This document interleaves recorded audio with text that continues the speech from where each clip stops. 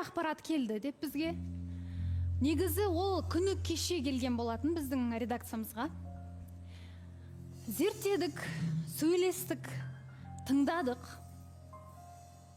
Сонымен ақ қарасын ажыраттық десем де болады. Нақты көзіміз жеткеннен кейін дәл осы жерге көрсетуді ұсындық. Және де ол ақпарат кім туралы деп ойлайсыздар? Егер де дәл қазір қатысы жоқ. Яғни сіздер жайлы ақпарат келуі мүмкін емес. Мен туралы деп ойламаймын. Мен тыныш барып, тыныш қайтам ғой. Мариям, Ау. сіз жайлы ақпарат келді деп ойламайсыз ба? Жоқ. Өзімнің тыныш жүргенімді білемін. Мүмкін Алмат сіз жайлы шығар. Мүмкін. Білмеймін, мен емеспін деп ойлаймын. Сәл бір уайымдап қалған сияқты болып кеттіңіз. Сосын сұрап жатқаным ғой. Білмеймін ғой енді, балаусахан просто мына жақтағы әңгімелер, аура уже өзгеріп жатыр, полный. Менің тарапыма кетіп жатыр ғой бүкіл нәрсе ше. Мына жақтан қатысушылардан болсын, қайсысы болсын, бәрін ренжітіп тастап жатыр, бәріне артық сөйлеп қойып жатырмын да мысалға. Мен ойлаймын, бәлкім мен шығар, өйткені түсінбеймін, түсініп жатқан жоқпын еш нәрсе, шын айтайыншы. Жоқ, енді қатысушыларға агрессия көрсетіп қойдым дегеннің ақпаратқа қандай қатысы бар? Менше түк қатысы жоқ сияқты екеуінің бір-біріне. Сіз емес болса, олай да айтсаңыз болады. Білмеймін, балауса ханым, мен емеспін деп ойлаймын, бірақ не болса да енді көреміз ғой, бұйырған кім болса да. Мен емеспін деп ойлаймын. Сіз бір не болса да көреміз деп дайындалып отырған сияқты. Жоқ, енді мен емеспін деп ойлаймын. Демек бар. Жоқ. Не күлесіз? Жоқ ештеңе.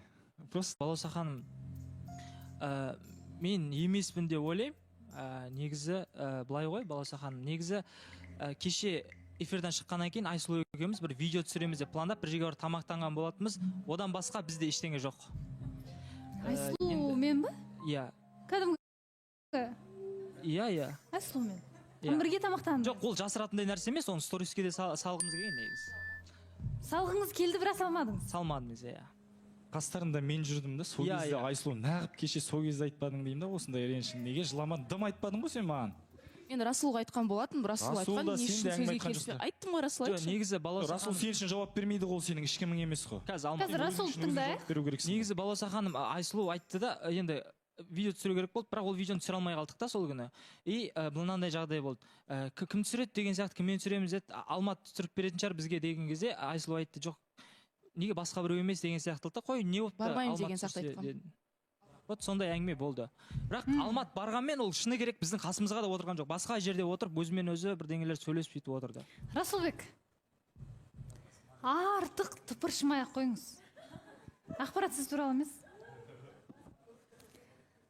Не айтарыңызды білмей тіпті, мен тағы да не естіліп қалады екен деп уайымдап кеттім. Айтпаса айтпай-ақ қойсыншы, бар болса да деп. Жоқ, балауса ханым, одан басқа маған ешқандай ақпарат келуі мүмкін емес. Жақсы, сіз жайлы емес. Білмеймін тіпті қалай айтсам екен. Ақпаратты көру үшін экранға назар аударайық. Үміткер қабылдайтын нөмірге бір ару жазыпты. Сәлеметсіз бе? Қай қатысушыға үміткер болғыңыз келеді деп сұрайды біздің редакторымыз. Ол қыз жазады, Алмат туралы ақпарат бар еді. Маған жазып, квартираға шақырып жүр дейді.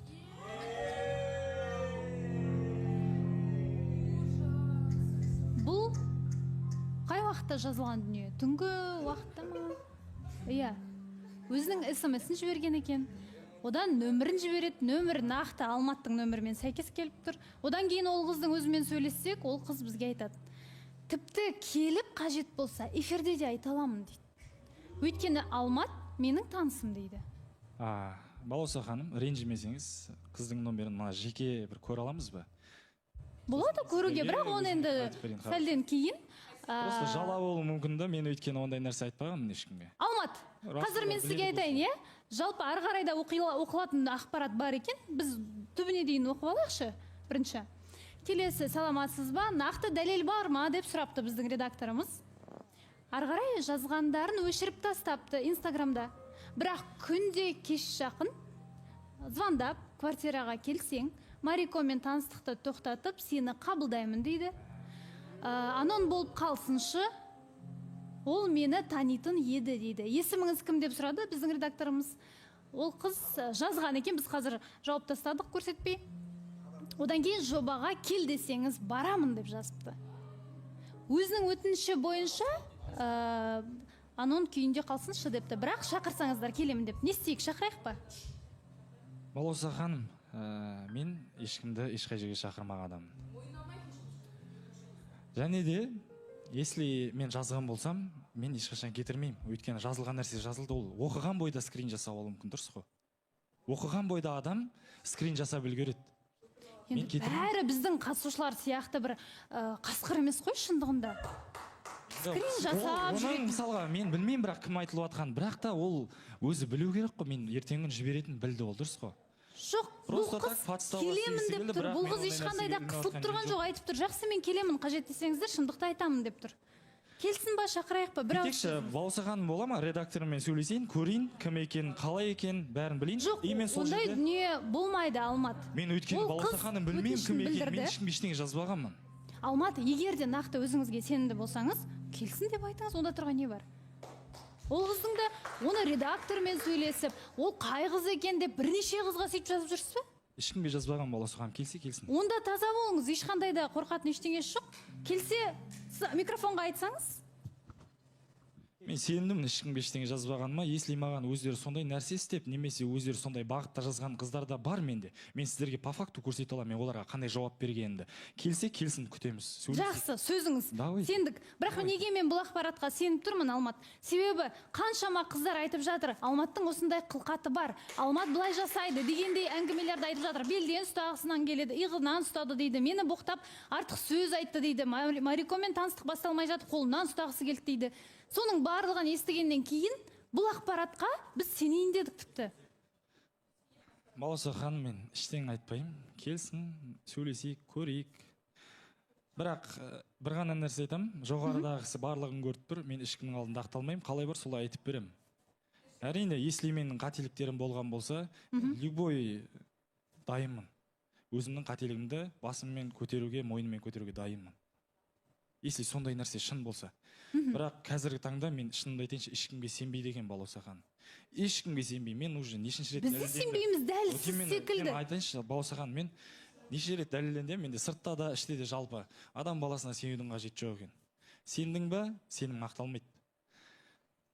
Лучше үндемеу керек, келсін, көрсетсін, по факту сөйлесейік, пожалуйста, менің де өзімнің шындығым бар, бірақ мен именно мын жаққа қатысы бар. Жалпы мені танитын ешкіммен сөйлеспеппін, кел, мен сені қабылдаймын, Марикомен тоқтатады деп. Мен Марикомен шын ниетпен бастадым, бірақ ол өкінішке орай бағаланбай жатыр. Хорошо, не істеймін, қолымнан ештеңе келмейді. Маған биыл үйлену керек. Маған бәрібір. Келсін, айтқан болсам, давайте. Алмат, жаңа осы жердегі айтсам ақталғандай боламын, айтпасам тағы бір нәрсе, жарайды, көрейікші бұйырған. Алмат, сіз қазір жаңа ғана мен сізге айтқан бойда қай қыз екенін көрсем бола ма, нөмірін бересіз бе, мен бірінші сөйлесейінші деген сөздеріңізден мен күдіктеніп қалдым. Мен танысым деді ғой, значит мен танитын болар, номерін қарайын, менің контактымда бар ма, мен көрейін, переписка бар ма? Жоқ, қалай ол егер мүлдем ондай дүниені айтпаған болсаңыз, контактісі бар ма, жоқ па, қандай қызықтырмау керек қой сізді? Екенін енді звондап болсын, білуім керекпін ғой мен бұл жақта, кім ол мен туралы айтып жатқан. Мен мысалға білмеймін, ондай нәрсе болмаған менде. Бірақ сіз айтқан жоқсыз ғой? Айтқан жоқпын. Ешқашанда айтылмаған болса, айтқан жоқпын деп бетім ақ деп отыра беріңіз. Балауса ханым, менің бұл жаққа келгендегі мақсатым осы жақтан адам сияқты үйленіп кету. Болмаса енді амал жоқ, не істейміз? Алмат, мен де дәл солай ойлаймын. Сіз де үйленіп кетсе екен деп келген адам неге мұндай қылықтар шығады, неге деп мен уайымдаймын. Және де сол үшін де егер де мен сізге бірден айттым, артық әңгіменің қажеті жоқ. Егер де дәл сол қыз туралы әңгімені айтпаған болсаң, сіздің аузыңыздан мұндай әңгіме шықпаған болса, келсін дәлелдесін деп айтуыңыз. Бір айтып өтейін, жалпы сіздер жақсы білесіздер ғой, біз жақта отырған адамдардың барлығына жазатын қыздар да бар, балдар да бар, дұрыс қой? Даже көре алмайтындар да бар. Таныстықты көре алмайды, анау мынау әртүрлі нәрселер істейді, өздерінің бір әрекеттерін жасайды. Бірақ қыздар өздерінің, сырттағы қыздарға айтайын, жазып жүрген қыздар болса, жалпы бар ғой, өздерінің істеріне, өздерінің сөздеріне ие болса, андай ғой, тана көзін сүзбесе, бұқа жібін ешқашан да үзбейді. Просто ана жерде тек қана бір адам кінәлі қыла салуға болмайды деген сияқты ғой, былайша айтқанда. Жалпы айтып жатырмын. Және де мен айтып кетейін, өткенде воскресенье күні или суббота күні дос баламен бір отырысқа барған болатынбыз. Сол жақта бір қыз видеоға түсейікші деп тикток түсірді, мен тикток түсейікші деп мен түспеймін дегем. Маған керек емес, мен өзім келдім, өзім кетем. Түсейік деп қоймады, бірақ түстік. Сол кезде мен удалить еттірдім, өйткені маған ұнамады ондай нәрсе. Ол айтты, мен типа не істей салам, айта салам, бүйте салам, сен түсіргеніңді тиктокмен қалай десем болады бір. Мен в общем оның алдында бір басқаша көрініп қалдым да, былайша айтқанда. Түсірдіртіп удалить еттіргенім дұрыс көрінбей қалды. Оның қатысы жоқ қой бұл жерге. Именно сол болар, бәлкім білмеймін ғой, бірақ мен таныс қыздармен ешқасымен сөйлесіп, мен сені шақырам, Марикомен тоқтатам деген әңгіме болмаған. Алмат, ешқандай да сіз қазір тана көзін сүзбесе бұқа жібін үзбейді деп қыздардың жауапкершілігіне қалдырып жатсыз. Тағы да менің жай ғана сізге айтып тұрғаным, бұл жердегі сіз өзіңіз айтып отырсыз ғой, түрлі мысалы жанкүйерлер болады, жазады деп. Менің сөзім жоқ, мен барлығына сенемін. Бірақ нақты ары қарай қадамды сіздер жасайсыздар ма сол кісілерге, жоқ па деген? Жауап қайтарып, жаңағыдай әрекеттер жасап, квартираға шақырып деген сияқты дүниелер болса, ол бөлек әңгіме. Бөлек әңгіме. Бірақ сөйтіп қадам жасап, өздері жазып, өздері шақырған қыздар, мысалға деймін да, олар мына жаққа келіп ұялмай бетіңе безеріп тұрып өтірік айтуға ұялады, намыстанады деп ойлайсыз ба сіз? Олар намыстанбайды, олар ұялмайды ештеңеден. Өйткені жігітке өзі қадам жасауға ұялмаған адам ешқашан ештеңеден ұялмайды. Дегенмен студияға келемін, мен елдің көзінше айта аламын дейтін қыздар кемде кем. Келсін, көрейік. Жай ғана тикток түсіргеннен маған бас тартыпты деп өтірік айтып студияға шығады деп мен ойламаймын. Бопты. Жақсы, біздің мақсат сізді мойындату емес, негізінде Алмат. Шықты шыны керек, балауса ханым, шыны керек бар ғой, мен неше күн болды уже. Адам сияқты танысып көргім келді, бастағым келді, сөйлесті, қалай болады екен дедім, шын ниетпен өзі де біледі оның барлығын. Тым бір, қалай десем болады, бір қызық жері болмады да таныстықтың ше. Соған ішім ашиды. Құрметті көрермен, бізде дәл қазір жарнамадан кейін жалғастырамыз. Мүмкін ол арумен хабарласып қалармыз қазір. Ғана сөйлестік, былайша айтқанда бір 2-3 сағат телефонмен сөйлесіп қалдық. Не күлкі қатысушылар? Күлкілі бір нәрсе айтып жатырмын ба негізі? Мен күлкілі нәрсе айтып жатқан жоқпын. Қалай бар солай айтып жатырмын. Қыздар, жақсы рахмет. Қыз не айтпайды мысалға. Осындай қыздар келеді де жаңағыдай әңгімелерді жібере салады, все. Не айтып отырмын мысалы, мен мына ештеңе деген жоқпын. Өзімен өзі айту бағанадан бері тиіс. Алмат.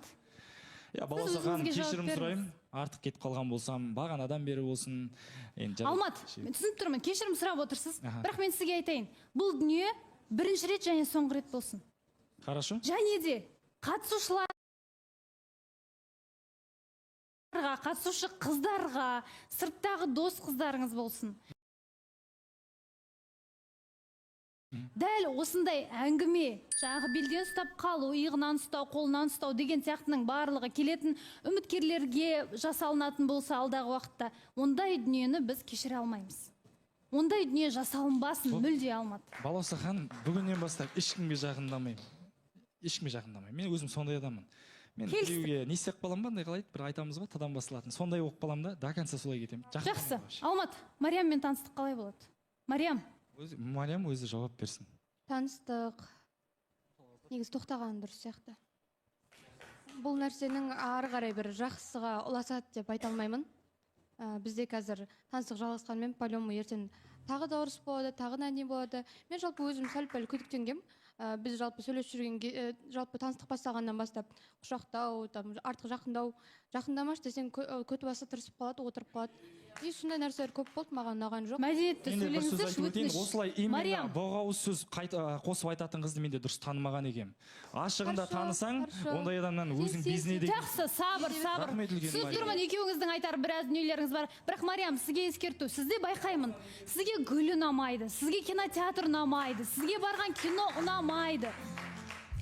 Айтылған сөз ұнамайды, тағы бір көйлек ұнамайды. Гүл ұнамайды, в общем, ештеңе ұнамайды ғой. Алмат, Мариям, болашақта мен үйленемін, тұрмыс құрамын, бақытты қыламын бір отбасын, мен өзім бақытты боламын деп отырған адамда мұндай дүниелерді тыю керек. Бәлкім болашақ жарым ба деген сияқты. Сол кезде сөз салып тұрған гүлі ұнады ма, ұнамады ма, сол кезде айтыңыз. Кейін барып, ондай бір құрметсіздік дүниелерді жасамаңыздар.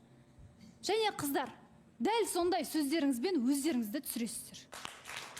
Маған анау керек емес, мынау керек емес, кішкене қарапайым болады. Балауса ханым, кешірім сұраймын, ол сөздерім үшін. Енді бұл сөздер жалпы қайталанбайды деп айта аламын. Просто сәл Қыздарға да жігіттерге де айтарым, аспаннан түсейік. Қазақстанда жалғыз біз отырған жоқпыз. Басқа келіп жатқан үміткерлерді де сыйлайық, бір-бірлеріңіздің уақыттарыңызды құртпаңыздар. Және де шекараны сақтап жүріңіздер, өтініш. Мариям, бір-бірлеріңізге боғауыз сөз айтып жатасыздар, соның барлығын тыйыңыздар. Таныстық, тоқтай ма сонда? таныстық, иә, тоқтайды. Жақсы. Біз Алматқа да, Мариямға да үміткер күтеміз, құрметті көрермен, жайғасыңыздар.